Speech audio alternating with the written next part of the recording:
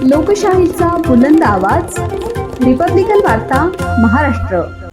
दिनांक 9 ऑगस्ट रोजी आदिवासी समाजाचा इतिहास, परंपरा आणि हक्क जपण्यासाठी दरवर्षी साजरा होणारा आदिवासी दिन यंदा नाशिक गोल्फ क्लब मैदानावर अभूतपूर्व उत्साहात पार पडला. विविध जिल्ह्यांमधून हजारो आदिवासी बांधव, सामाजिक कार्यकर्ते, लोकप्रतिनिधी, विद्यार्थी आणि कलाकारांच्या उपस्थितीत हा कार्यक्रम सांस्कृतिक मेजवानी ठरला. कार्यक्रमाची सुरुवात पहाटे पारंपरिक पोशाखातील महिला वर्ग, युवक आणि वाद्यवृंदांच्या गजरात भव्य मिरवणुकीने झाली.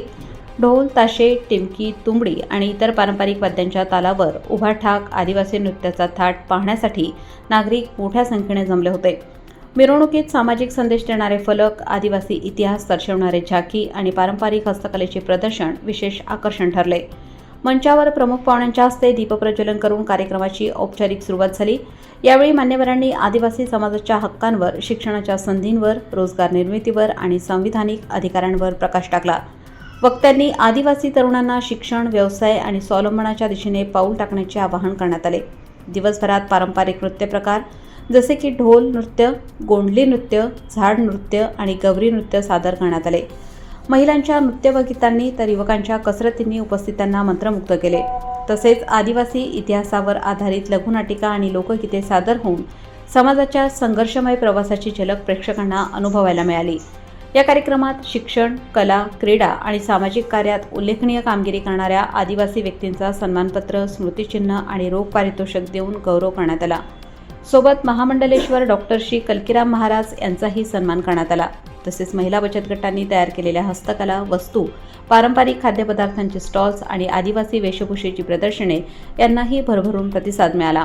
कार्यक्रमाच्या शेवटी सर्वांनी एकत्रितपणे सामाजिक सलोखा, पर्यावरण संवर्धन, शिक्षण प्रसार आणि आदिवासी परंपरा जपण्याची शपथ घेतली. संपूर्ण गोल्फ क्लब मैदान आदिवासी संस्कृतीच्या रंगांनी उजळून निघाले आणि उपस्थितांच्या मनात ऐक्याचा व अभिमानाचा भाव निर्माण झाला.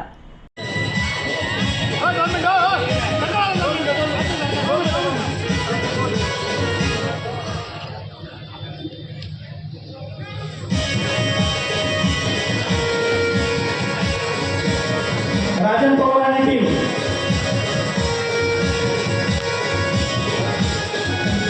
राजन पवार आणि टीम निवडून जायचं आहे.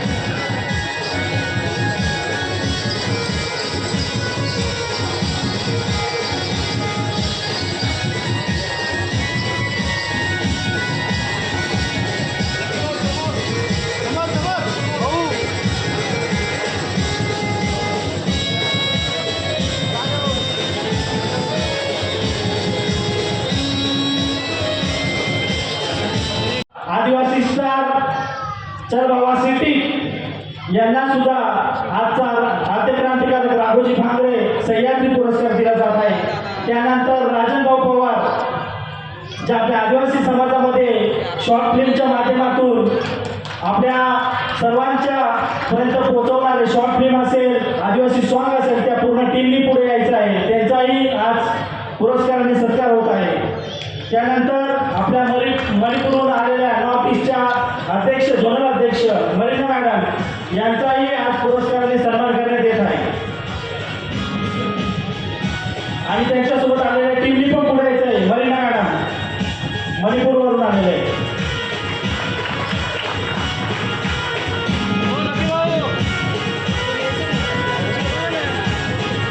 राजन पवार टीमने पुढे यायचं आहे. राहुल चौधरी टीमने पुढे यायचं आहे.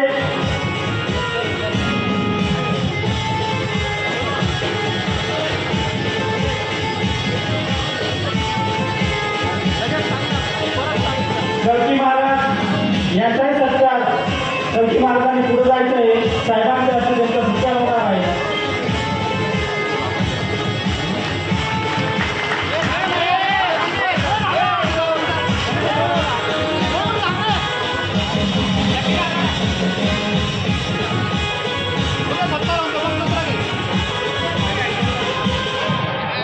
राजन पवारची टीमनी पुढे यायचं आहे. कल्कीराम महाराज अध्यक्ष सन्माननीय लक्ष्मीभाऊ जाधव यांच्यासाठी एकदा जोरदार टाळ्या झाल्या पाहिजे. समाजावरती जिथे जिथे अन्याय होईल तिथे तिथे काळ वेळ न बघता, रात्र असेल, दिवस असेल, पाऊस असेल, पाणी असेल, कुठलीही पर्वा न करता समाजाला न्याय मिळवून देण्यासाठी भाऊ सदैव तत्पर असतात. आणि असंच त्यांचं कार्य आपल्या आशीर्वादाने पुढे जाणार आहे. धन्यवाद भाऊ. यानंतर मणिपूरवरून जे मान्यवर आलेले आहेत, मेघना Singson, zonal vice president north east Akhil Bharatiya Adivasi विकास परिषद यांचं मार्गदर्शन आपण ऐकणार आहात. मी त्यांना विनंती करतो की त्यांनी आपलं मोलाचं मार्गदर्शन करावं.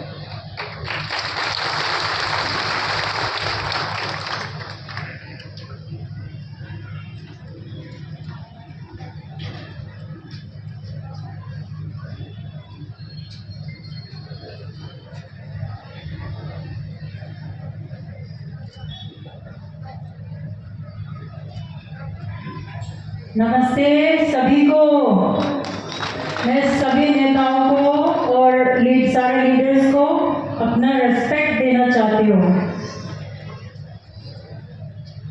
और हमारे आदिवासी ABAVP national youth president Shri lucky भाव यादव जी को धन्यवाद करती हूँ।